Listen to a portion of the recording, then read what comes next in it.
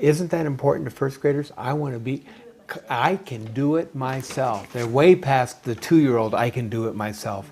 Now they're first grade. And that's why this is significant, because they are developing a script that says, I can discover things that I can do that will help people.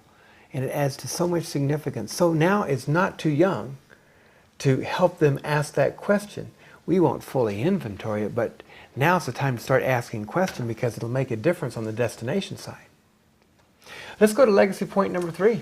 Legacy point 3 is plan to serve together.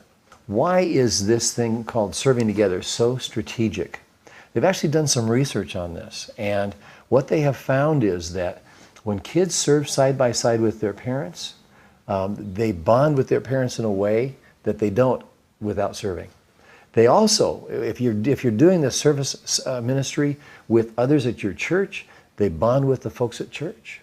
They have a greater regard for the ministry of the church, a greater loyalty to the institution of the church, a greater belief that God has called the church to do something significant in the world, and basically they stay in the faith more when they serve. Yeah. And individually it helps students also, because it raises their self-esteem.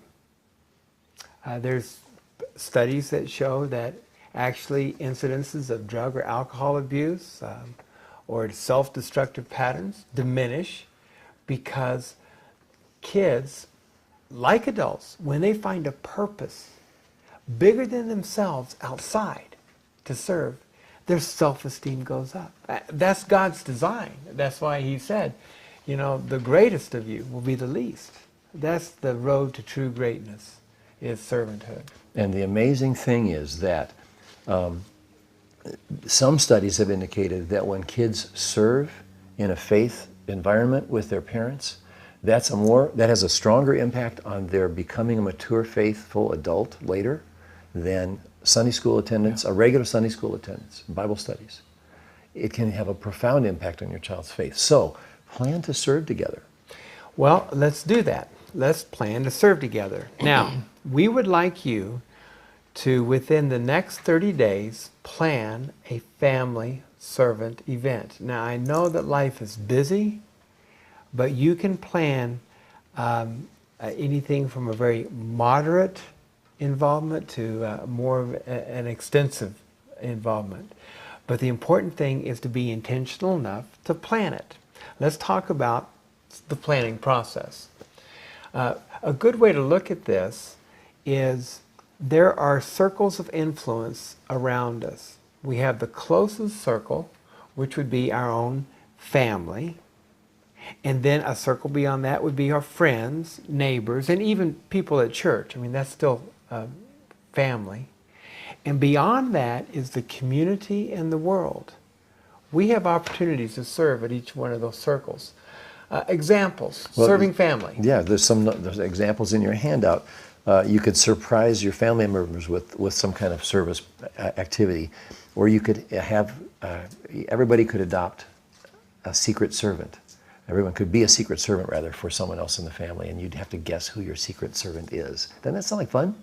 Or you could help your kids see washing dishes as a spiritual experience. I think of our common friend who's a Lutheran pastor, who his job at home was to take out the garbage, and he just hated that job until he finally said, you know what, I'm just going to see this as my doing it for Jesus.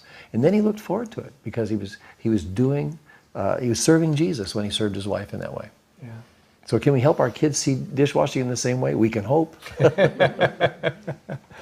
Mike, what would be examples of serving friends, neighbors, or the church? If there's somebody new in your neighborhood, you could invite them to church, or even invite them over to your home for a meal. Which is probably better. Yeah. Right away, because you're interested in their friendship, not just interested in recruiting them to your church. Right. That's true service. Or you could do lawn care for a neighbor who can't do it themselves. Or you could shovel snow, or send letters, notes of encouragement. You could offer free babysitting to people who need it. Lots of ways. Are the ideas beginning to come together? What ideas about serving the community, the world, where your children are growing up in a global village. It's very easy for them to email anyone in India or China.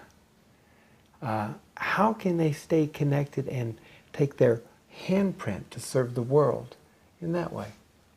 You could start close to home, senior citizens' homes. You could go Christmas caroling in the middle of the summer. You could, because of course they get inundated at Christmas time.